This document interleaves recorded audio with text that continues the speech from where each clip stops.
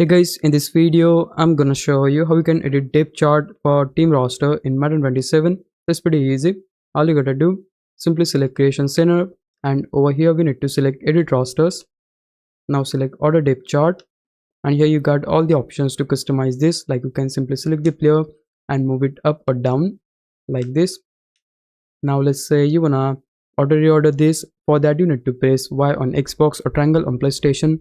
Select yes, and that will able to auto reorder this.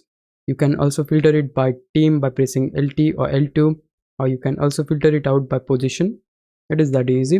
To see the player details you need to press left stick or L3 key. You can see the player details. If you want to save this, simply hit the back button, select the option save changes, and you can simply name the file and able to save it. It is that easy to edit depth chart for team roster in Madden 27. Hope this would help you out. If it did, please leave a like and subscribe my channel. Thanks for watching.